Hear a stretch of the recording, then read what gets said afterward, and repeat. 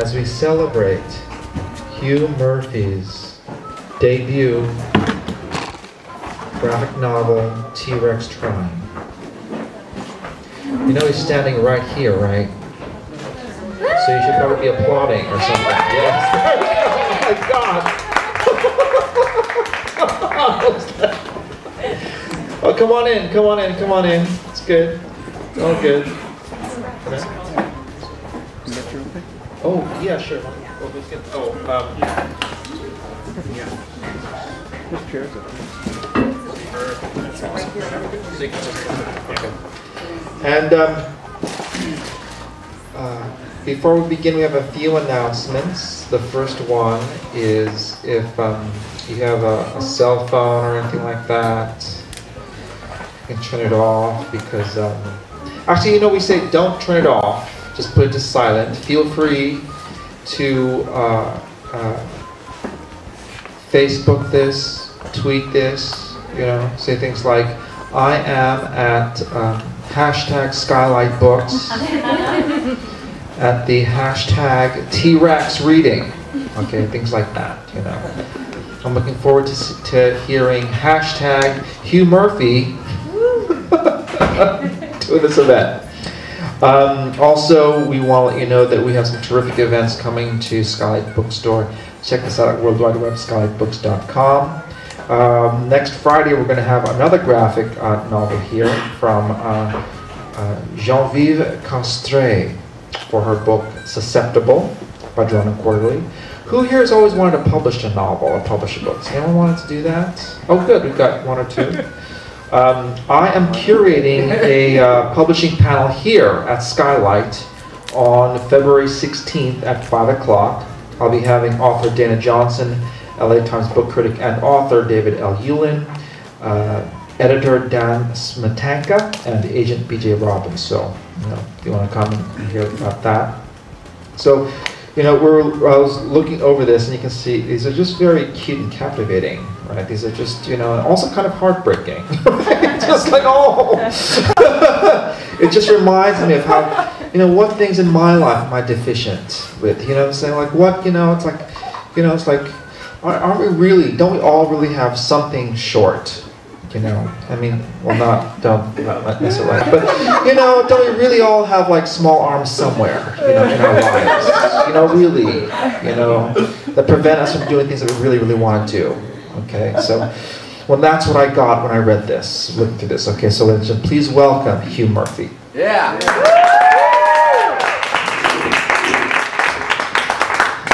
All right, well, thank you for coming tonight. So this presentation is going to be pretty lighthearted. I don't have anything really strict prepared tonight.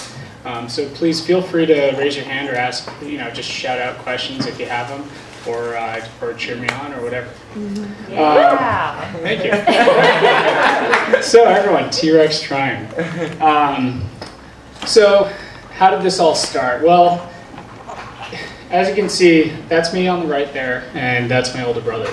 And we were out at Pache Restaurant one night, and they have some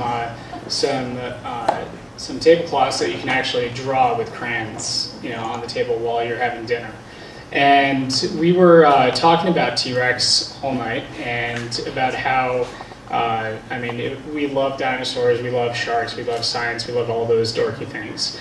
And we always thought that T-Rex was awesome because, you know, he's such an immense predator, but at the same time, if you took him out of his element and had him try his hand in something like in the modern world, you know, he'd totally fall short. So here we are kind of coming up with our first idea. We were trying to draw a T-Rex doing the Heisman, and you can see that we were having a couple laughs over it.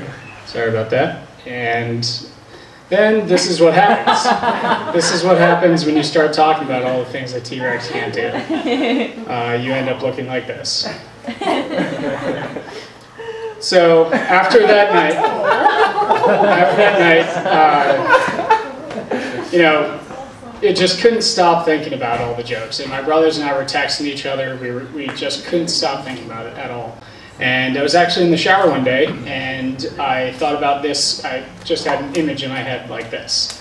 And I started laughing so hard that I had to, run out of the bathroom, and I ran up to my wife, Sarah, who's sitting right here. Look at her. Yes, Sarah. Isn't she lovely?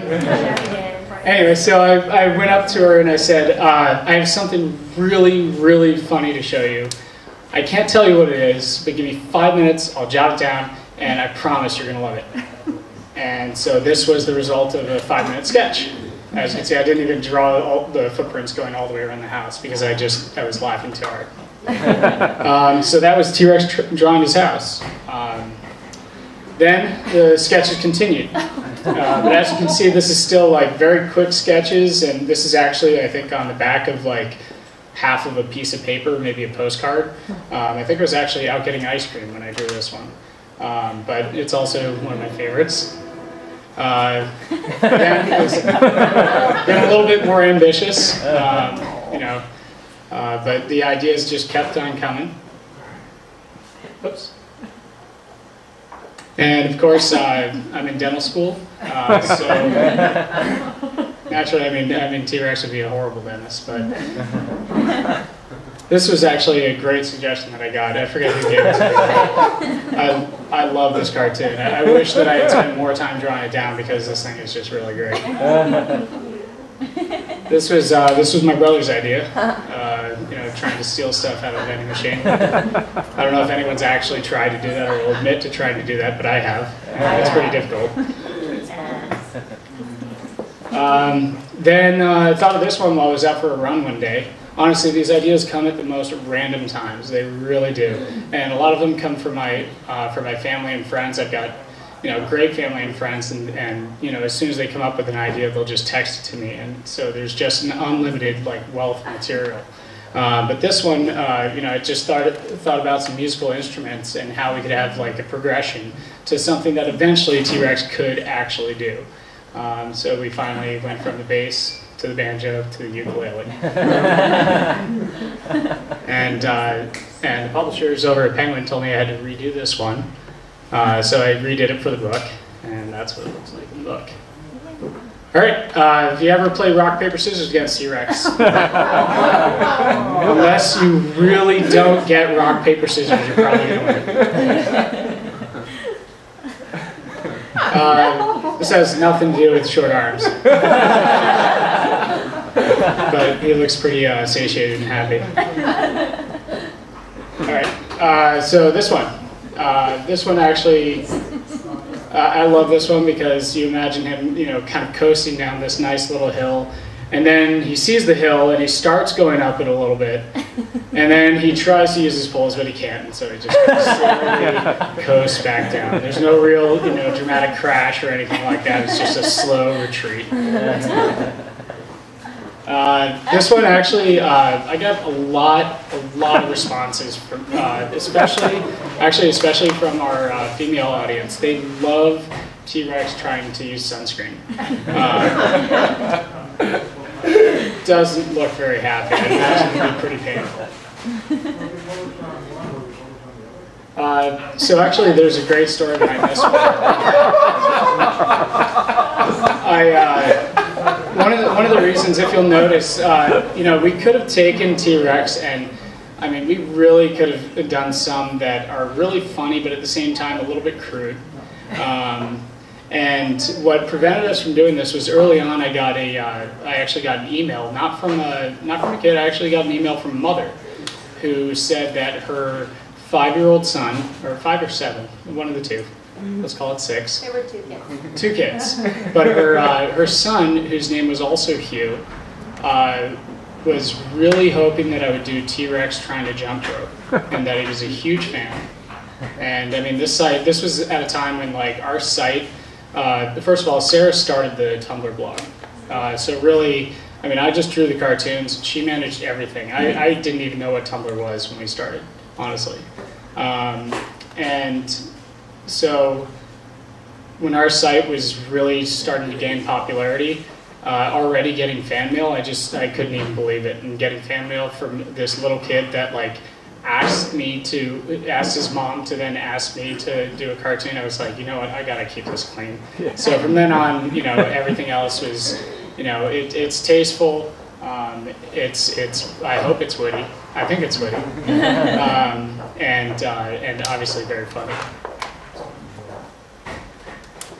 So actually, a lot of these things, a lot of the T-Rexes, I draw them from personal experience. And so at this time, I had 2 smoke detectors in my hallway go off at the same time. I think this might have been during exams too, which made it very annoying. And so right away, instead of changing the batteries out of smoke detector, I took a broom, broke the smoke detectors, and I drew this cartoon.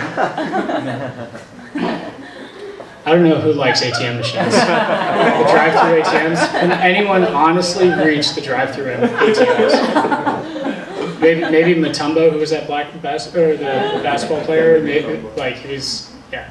Anyway, I don't know who can use these things. I always have to get out. This was around the time of the Olympics. Just kind of shake it a little. This was a great idea, actually. Mike Ashton gave us this idea. And I thought, he just said trying to change a light bulb. I thought that I could actually, I was thinking like, how do I make that funny? How do I make that funny? And then I thought of, the sun going down and T-Rex is still staring at this light bulb that just won't go on. And eventually he's there at night and everyone else has power except for him. So apart from the house, this actually might be my favorite cartoon. This is T-Rex trying to chart exponential growth.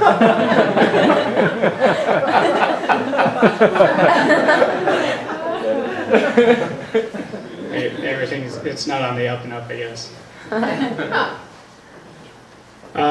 So for anyone that ate Pringles back in the 90s, now you get the crumbles all the way at the bottom and you always have to pour it into your mouth because you can't reach down, you get your hand stuck or whatever. Yeah. So actually this was, I was trying to Skype with my old roommate who's in Nepal, or was in Nepal at the time, and that's how I thought of this one. I can't use eye drops. I'm sure most of you can, but I can't use them. So that's how that one came around. So this is another trio. I love these 3Bs. So again, we got so many requests for things that T-Rex actually could do because everyone just writes in and they says, this is the saddest thing I've ever seen. Please just make him good at doing something. So every now and then we have to do something to show that perseverance will pay off. And that, it doesn't matter how many times you fail as long as you keep trying. And that's what he does here. So eventually he gets a nice big unicycle. I think this was for Valentine's Day. Oh. Again, the intentions are there. The intentions are there. So actually, my wife and I tried curling. We tried curling. I signed you up. Yep, she signed me up and we did some lessons, and it is very slippery. It's very slippery. Not only that, it is really difficult to sweep in front of that thing, and so naturally, I draw that one. I hate maps. I can never fold them back, or it takes me like 15 tries. This was when we were going furniture shopping, and I was really tired, so I sat back down in a recliner. Sparklers, a lot of fun, except when they're 2 inches from your face. This was actually a suggestion. Someone wrote in. I don't know who it was, but all they said was trust falls, and I was like, sold.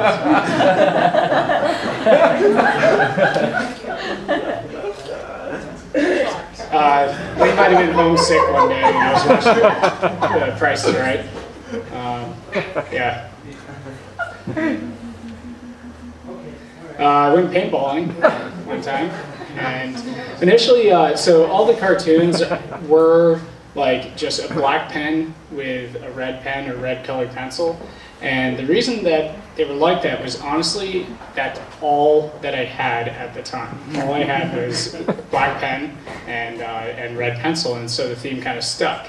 Except when I did this originally with red pen, it looked like T-Rex had just gotten totally shot to death. So I turned it blue. I think the penguin might have turned it back to red. So just to let you know, he didn't actually, get murdered. It's painful. Yeah. We've got a really annoying ceiling fan above our bedroom, above our bed. And one night, the lights were off, and it was summer, so we had the fan on, but we just couldn't sleep because the thing was so noisy. So I tried turning it off in the dark. Oh. That didn't work out well. And that's where this one came from. I love to fish, and so that's why I included this in the presentation. I love it, but I understand that not so many people actually like this one as much.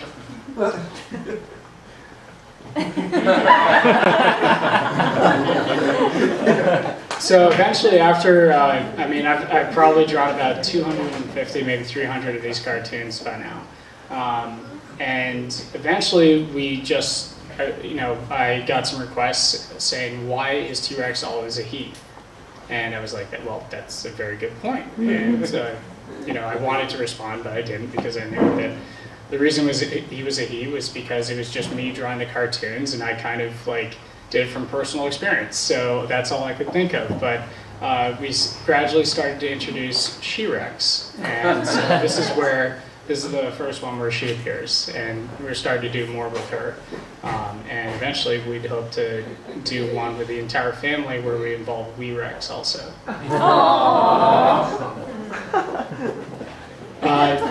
So a really great thing that happened was that the Houston Museum of Natural Science opened up a new expansion of their paleontology exhibit.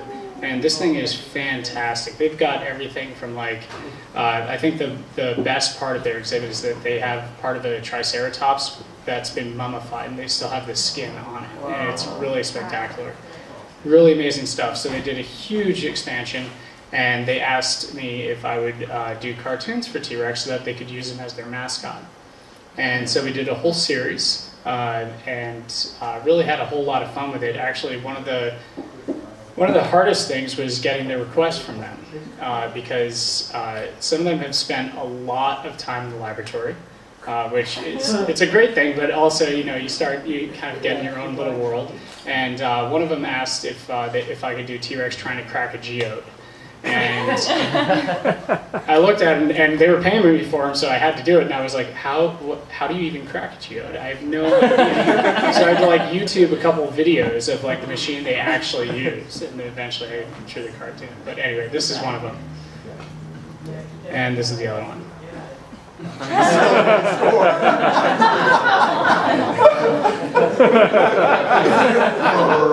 Oops. So to go back. It's going to change again probably, but yeah, to settle in old score, he hates Triceratops. But he's better than Stegosaurus. Stegosaurus can't hold a conversation with him. So. And this is T-Rex trying not to be envious. We've got so many of these happy, what do you call them, happy flailing hand guys around our apartment. It's ridiculous. All right, this is She-Rex. So this is She-Rex trying to put on eyeshadow. And then I thought, well, we got She-Rex there. What would happen if we had T-Rex trying to help her? Well, how would that turn out? And that's how that turned out.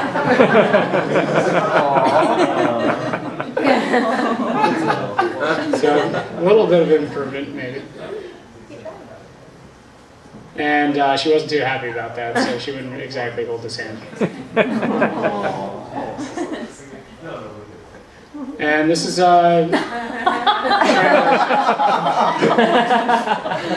people eventually told him about Facebook, and he tried to put his profile on there. And Halloween came around, and he got really excited. He cut the holes in the sheet, and that took a while. Oops. And he got his bucket and everything, and didn't think past the first obstacle. Then this is what we did for Halloween. That took longer than I expected. It really did. So this was recently abroad doing like a dental humanitarian thing, and I was on the flight back, and when I was trying to eat dinner, which really wasn't that good to begin with, I spilled everything in my lap. I spilled, the wine that I had. I spilled the oil for the salad dressing, everything. So it was so bad that I actually had to go change my clothes before I saw Sarah. And so I naturally drew this one right after I'd spilled everything over me. And actually, I was getting a ride home from Amanda one night, and I was drumming on her dashboard, and that's how this one came up. And actually, if you look at, I like putting a lot of details in these cartoons. So if you look at his license plate, it says PRS EVR, persevere.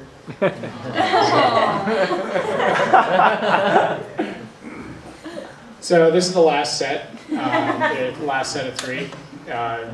It's pretty good. So this is T-Rex trying to figure out what's so funny. Naturally, you can't remove that thing. Then he's kind of pretty ticked off and trying to preserve his dignity.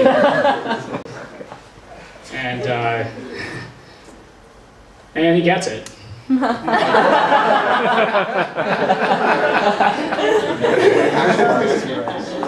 he's pretty unstoppable. So. And that's it. Thank you very much. All right.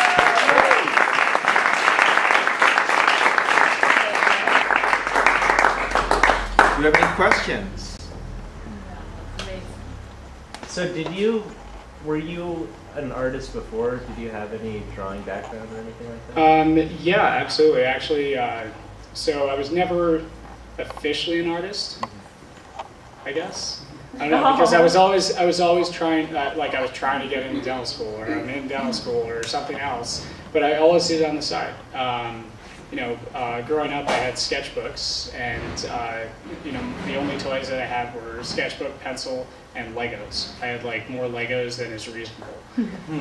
And so I've always done art, and I've always loved art. My mom was an architect, and I had all of her supplies that I kind of pillaged.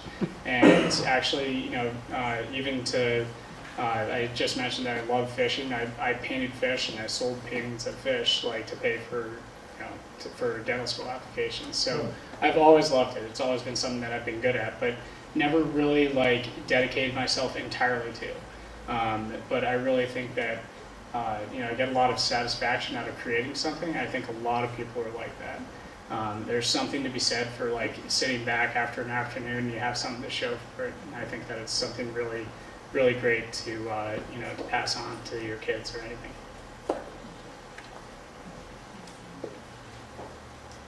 I guess kind of going off that, I don't know if this is really a question, but it's amazing to me, these drawings are so simple, simplistic, but so much of what is funny about them is in the expressions that you create out of so little to work with. Does that make sense? Yeah, you know what I mean? It's really quite spectacular. So I don't know what that question is, but no, my older brother always says that the best part about all these cartoons are the eyes, and honestly, that's like the one thing I've gotten pretty good at doing it now. By that I mean I don't have to redraw it, erase it, and redraw it. But it took a lot of like experimenting to get it. I mean, if you look at, there'll be a slideshow that I'll put on after this, and it shows like a whole bunch of cartoons, and you can see kind of the progression from these quick sketches. Trying to work out the eyes, trying to make them funny, because really it is just a simple joke. I mean, there's not much to it. But after you start identifying with T-Rex and start really, feeling for him, then you start noticing the eyes, noticing the expression, loving the cartoons. Has there been a drawing that just didn't pan out that you just worked on for a while and it just you couldn't get it to where you wanted it to be? Absolutely, and I usually, after a while, you learn to ditch those pretty quickly. But I don't really throw them away. I do it in pencil first, and then I put it in pen. And so if I just can't work it out in the first like 30 minutes, then I'll just put it aside and do something else, because you'll just frustrate yourself. We have a good idea graveyard. It uses Yeah. physically. Yeah, there are actually a lot of great ideas that are really difficult to turn into cartoons. Usually when I sit down and draw the cartoon, I have like the exact image in my head.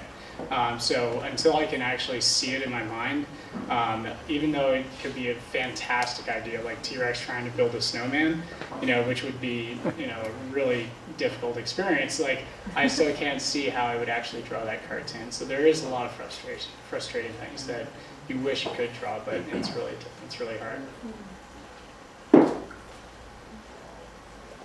All right. I think that's all the questions. When's the next book? Well, next book. So we're starting to work on that. We're starting to come up with titles and everything. Honestly, what I would love to see happen is for some animation company to pick up on this and turn it into an animated short. I think that something like T-Rex going to the beach to try and surf could give you so much material and would really make a great animated short. And I have just zero experience with that. So if you know anyone who might be interested in doing some of that, tell them to get in touch with me.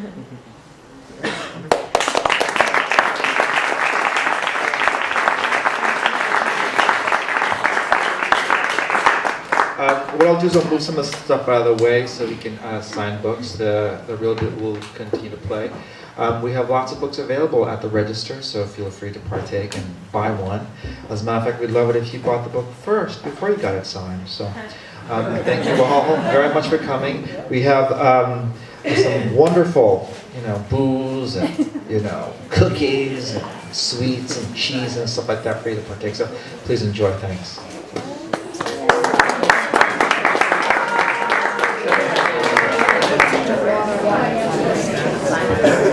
I could just.